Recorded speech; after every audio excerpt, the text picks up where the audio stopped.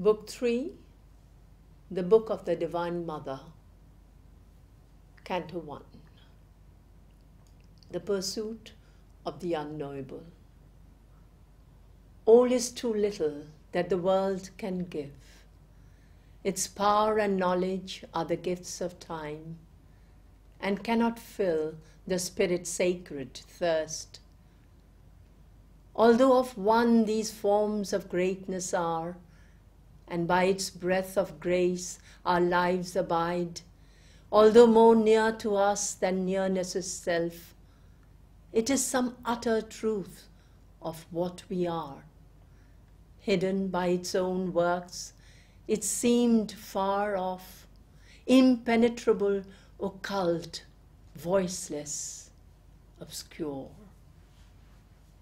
The presence was lost by which all things have charm, the glory lacked of which they are dim signs.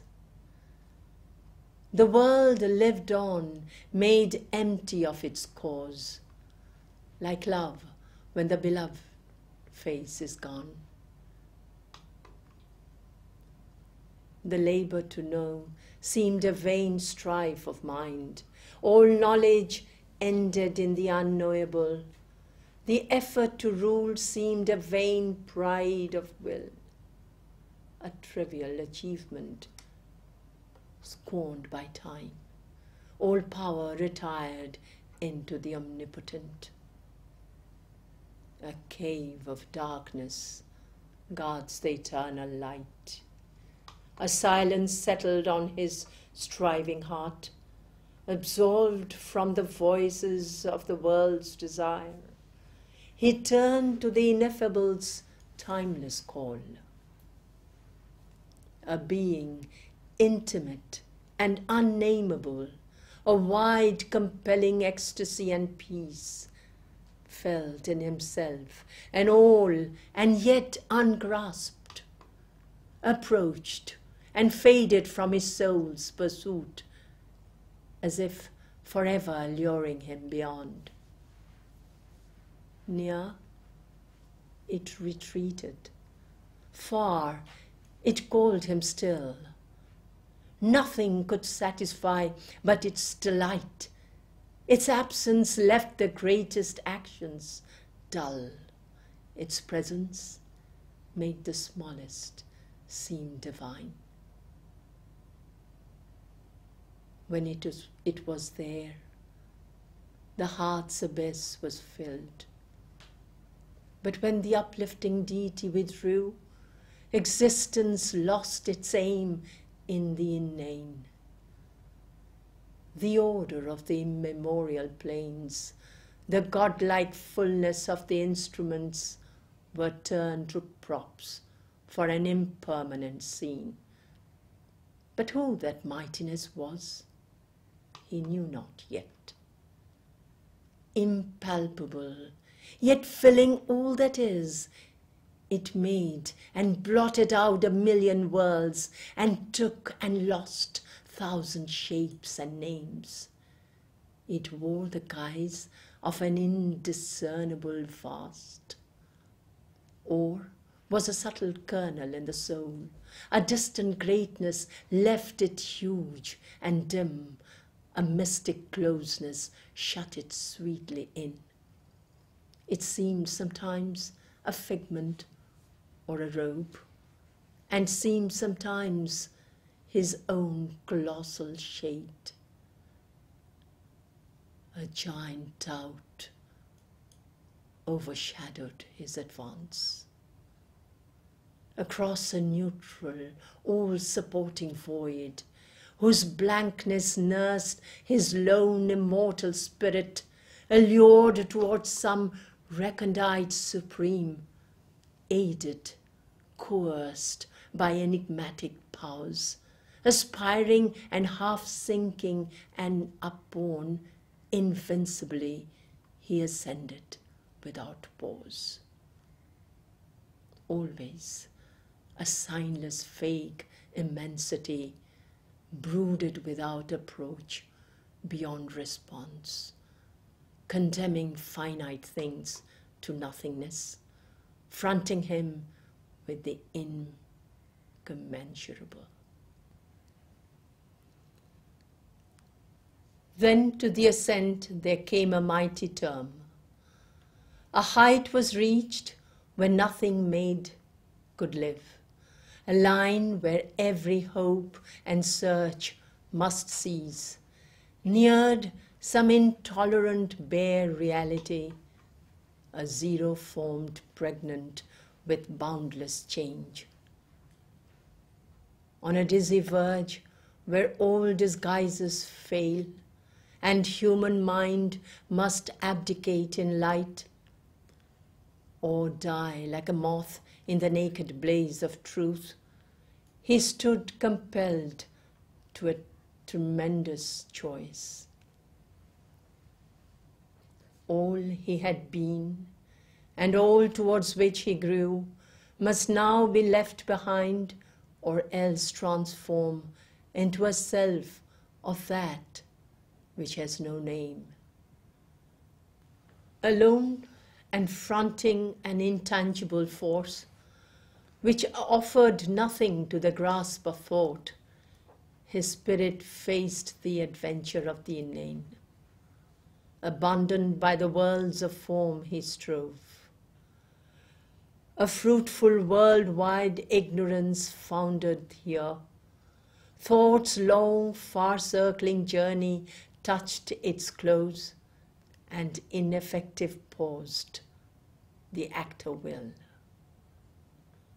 The symbol modes of being helped no more. The structures Nietzsche's builds collapsing failed, and even the spirit that holds the universe fainted in luminous insufficiency. In an abysmal lapse of all things built, transcending every perishable support, and joining at last its mighty origin, the separate self must melt or be reborn into a truth beyond the mind's appeal. All glory of outline, sweetness of harmony, rejected like a grace of trivial notes. Expunged from being silence nude, austere, died into a fine and blissful nothingness. The demiurges lost their names and forms, the great schemed worlds that they had planned and wrought, passed, taken and abolished one by one.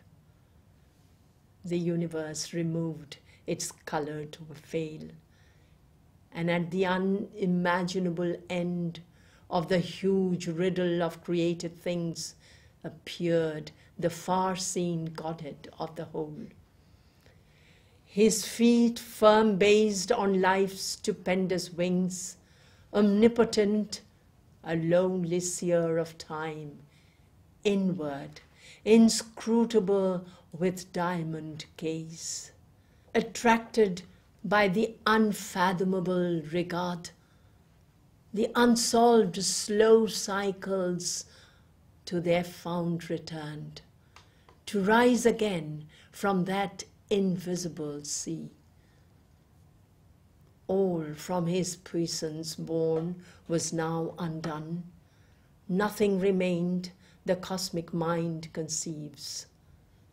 Eternity prepared to fade and seemed a hue and imposition on the void. Space was the fluttering of a dream that sank before its ending into nothing's deeps. The spirit that dies not, and the Godhead self seemed myths projected from the unknowable.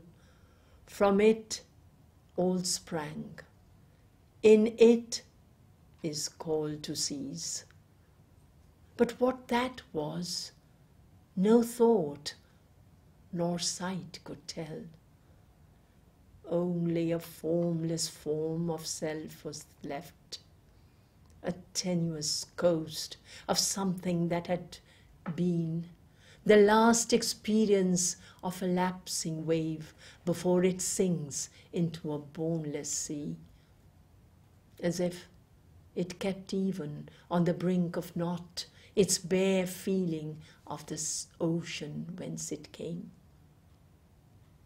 A vastness brooded, free from sense of space, an everlastingness cut off from time, a strange, sublime, inalterable peace, silent, rejected from it, world and soul. A stark, companionless reality answered at last to his soul's passionate search. Passionless, wordless, absorbed in its fathomless hush, keeping the mystery none would ever pierce, it brooded inscrutable and intangible, facing him with its dumb, tremendous calm. It had no kinship with the universe. There was no act, no movement in its vast. Life's question, met by its silence, died on her lips. The world's effort ceased, convicted of ignorance, finding no sanction of supernal light. There was no mind there with its need to know. There was no heart there with its need to love. All person perished in its namelessness. There was no second. It had no partner or peer. Only itself was real to itself. A pure existence, safe from thought and mood, a consciousness of unshared immortal bliss. It dwelt aloof in its bare infinite. All right. One and unique, unutterably soul. A being formless, featureless and mute, that knew itself by its own timeless self, aware forever in its motionless depths, uncreating, uncreated and unborn, the one by whom all live, who lives by none, an immeasurable, luminous secrecy, guarded by the veils of the unmanifest, above the changing cosmic interlude, above supreme, immutably the same, a silent cause, occult, impenetrable, infinite, eternal, unthinkable, alone.